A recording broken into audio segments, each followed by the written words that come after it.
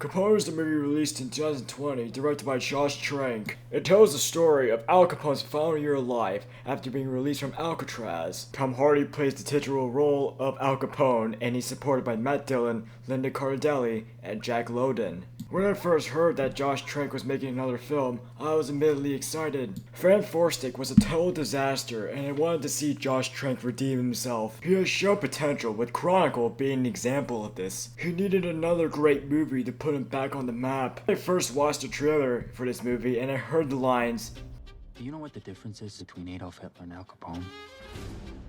Hitler's dead." I immediately knew what kind of movie this was going to be. Seriously, that's a middle school comedian joke, and they actually used it in a serious context. What I expected from the movie after the trailer is basically what I got in the end. Capone is a terrible movie. It fails to tell a story in any sense on all fronts. Nothing really happens in this film. Most of this film is just dream sequences and visions that don't express or convey anything at all. The supporting cast is weak and underutilized. The sets, while beautiful and detailed, aren't shown to their strengths, and subplots come and go whenever they feel like it. This film has no ground to stand on, no single reality to go back on. Never know when you're watching the plot happen or when Al Capone's vision happened. The distinction is very vague. The first glance at this review, so you might think that Capone is just an ordinary, bad, bland movie that you can forget about and never speak about after the first viewing. If it was one of those movies, why am I writing a review about it? After all, I did take the time to sit down and write this. Why do I have stuff to say? If you look at all the nuances and details, and you sit down and actually think about what this terrible film did right, this movie is a goldmine of missed opportunities. I have never seen a movie with so many untapped ideas and potential, yet have none of them executed. Throughout the movie, I had a lot of "they should have done this" and "they should have done that" moments I should not have had. I usually don't have this mindset while watching films, but I couldn't help myself this time. There were so many of these moments that I could have pictured an entirely different movie in my head.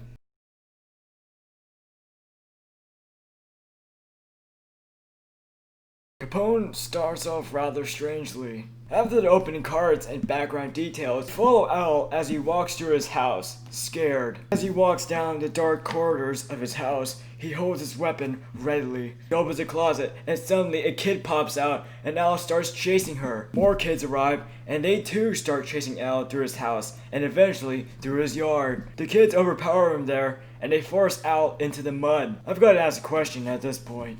What is going on in this scene? What purpose does this scene serve in the bigger picture? You could say that this scene is supposed to represent that Al is so weak and vulnerable that literally a bunch of kids could put his face in the mud. But it looked like Al was just playing along to me. In a weird way, this opening scene does a great job of establishing the tone and overall feel of this movie. The "what the hell is going on" feeling presented in the opening scene can be applied to about 70% of the film. The worst part is that this is just the beginning. Reality in this film is very underwhelming. In total, 4 different plotlines take place in the real world. There's a plotline involving Al Capone's son being an informant for the FBI, but that plotline ultimately ends up nowhere apart from the final shot. There's another plotline where an FBI agent is tasked to find the location of Al Capone's secret money. This plotline isn't even worth talking about because they showed the dude for like 5 minutes and he's never mentioned again. Yet, this plotline is mentioned in the description of the film as if it was one of the most important plot details. There is also a plotline where Al suspects that an FBI agent is hiding in the bushes across from him in his lake. This plotline ends with Al finally putting a bullet in that spot and thus confirming his suspicions of an FBI agent hiding in the bushes. The point of that plotline was to prove that Al was off the walls levels of paranoid. Even this tiny plotline does more for the story than the 2 listed above. The only substantial plotline that takes place in the real world is May Capone's plotline. Her plotline is responsible for showing how Al Capone's actions in his mind and his slipping sanity translate to the real world. Her plotline is the most grounded, and even that is admittedly saying too much. Saying this film is grounded in any way is practically a lie, because this film is so bizarre and random that it might as well be on Mars. Most of this film takes place in alternate realities, visions, and dream sequences inside of Al Capone's mind. These range from fishing with Matt Dillon to Al Capone shooting everybody on his estate, tripping into his lake, encountering an alligator, and getting out of the lake completely dry. In movies, visions are useful tools in trying to convey a character's mind insanity. They should either be used sparingly or to the extreme. I think that visions and unreal experiences are absolutely necessary for this film because the main theme is Al's slipping sanity, which can only be expressed in his mind. The main problem is that the plot takes place in the real world, and most of these visions don't affect the real world at all. If the plot was centered around his visions, however, this could work. At least it would be somewhat consistent. Speaking of inconsistency, the distinction between reality and fiction is not well defined at all. There's nothing in this film firmly establishes when the story takes place in the real world and in the dream world. It doesn't have to be something as explicit as a filter or a framing change, but something as simple as like a character. When I was watching the movie for the first time, I thought that May Capone would serve as an anchor for the real world, and every scene with her occurred in the real world. It served me well for the first half of the film, but I went shaky for the second half when she didn't appear as much. The anchor for the dream world is a real deal because there is none. For a second, I thought that Matt Dillon would be an anchor for the dream world, but he only appears in like 4 or 5 scenes. After Matt Dillon leaves the film just doesn't care about what is in the dream world and what's actually happening in the real world. The scenes alternate ad nausea, and it gets really hard to distinguish. Concepts of reality and fiction are being experimented heavily in this film, and all you get is a big, messy hybrid. Hybrids can work though, in the right hands. Josh Trank isn't the right hands.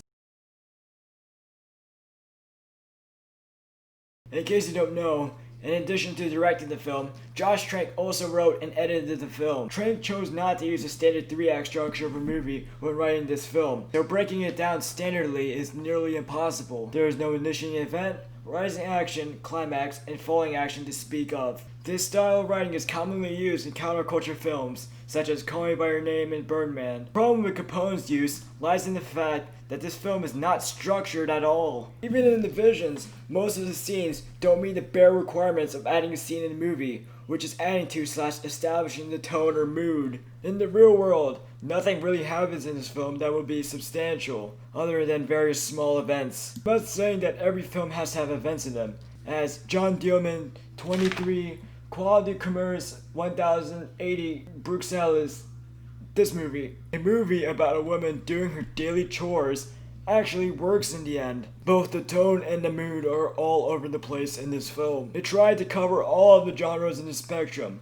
Horror, drama, thriller, and even comedy is represented in this film. It's safe to say that Capone's attempts at these tones fail miserably. Scenes that were supposed to be funny just made me cringe, while scenes that were supposed to be huge dramatic moments made me unintentionally laugh. There are also no character arcs to speak of in this film either. Everyone is the same afterward as they were at the beginning of the story.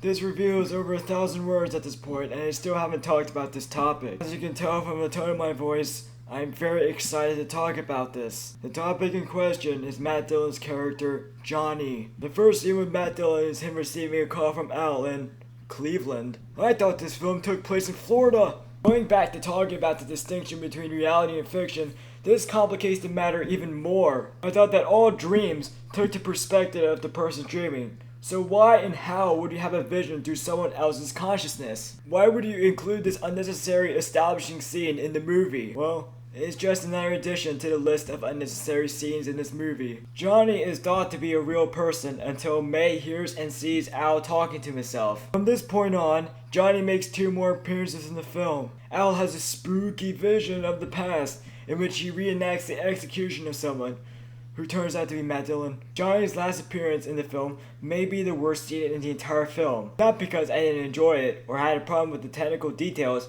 but it is because it is the one scene with the most untapped potential. In this scene, Al is lying in bed, which makes the viewer believe that this is the real world, where Al has just awoken from his previous nightmare. Then we see Johnny standing beside him. Johnny reveals that he was a nameless person that Al ordered the execution for. Johnny then gouges his eyes out, which was the order for his execution. This spooky moment ends with Al's family rushing towards him in the real world and Johnny's disappearance into the dream world.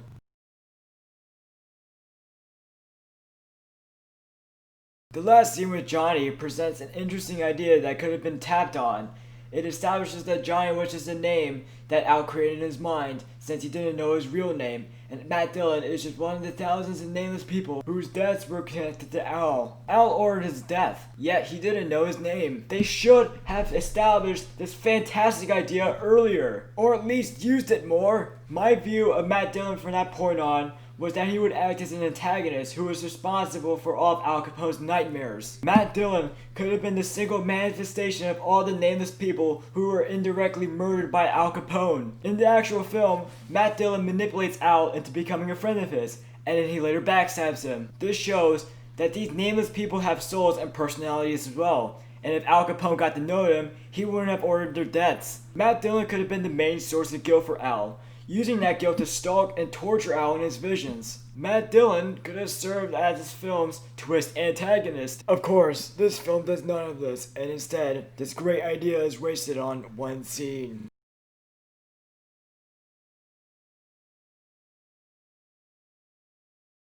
Unsurprisingly, Tom Hardy was the best thing about this film. I like him as an actor. He's the type of actor who could turn a terrible movie into a mediocre one. His performance was extremely weird in this movie, as it hit both the good and bad extremes of conventional acting. One thing was consistent though. It was consistently funny. He did a pseudo-Italian accent that had been eating cigars for 10 years straight. That is my best description of his weird accent, and it doesn't really cover all of the areas his accent goes through. All he did in the film was walk, sit, lie down, shoot a gun, and poop. That is literally all he does during the film. Because Tom Hardy is such a great actor, he pulled off that old man look to a T. His long stares, his shaky movement, and his constant pooping really made me believe he was a boomer. Good job. The setting is surprisingly strong in this film, something I did not expect. Usually, with biopics, they present the entire life of an individual, taking the viewer through the high and low moments of someone's life. Malcolm X, Raging Bull, and Amadeus are good examples of biopics that span over long periods within someone's life. Capone does not do this. I know that Capone isn't the only biopic that doesn't span over the entire life of an individual. The most notable example is Lincoln. But unlike Lincoln, Capone highlights a part of Al's life that is rarely talked about in normal conversation. Capone is about Al Capone's last year alive, at 47 years old. He is in extremely poor physical and mental condition. He spends his days staring longingly at his lake, and he has to sell his prized possessions. This film could have easily taken the route of telling the story of Al Capone's rise to power and eventual demise. But this film opts for something unique, telling the story of Al Capone's darkest days. Too bad it didn't capitalize on this. It's just another missed opportunity on the list.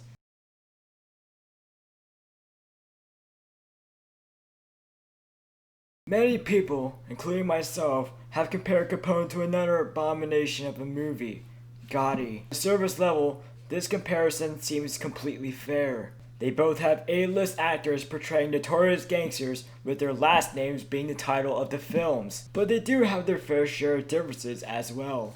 Capone told a close-ended story that took place at the end of his life. It had a time-appropriate soundtrack and, most importantly, it didn't disrespect Al Capone's legacy as a notorious gangster by romanticizing his acts. Gotti, however, tried to tell the life stories of both John Gotti and John Gotti Jr. It had an inappropriate soundtrack for the time, and it disrespected John Gotti's legacy by painting his acts as good. So congratulations Capone, you are better than Gotti. But it's like comparing the sinking of the Titanic and the sinking of the Lusitania. Yes, the Lusitania had fewer deaths than the Titanic, but in the end, they are both shipwrecks.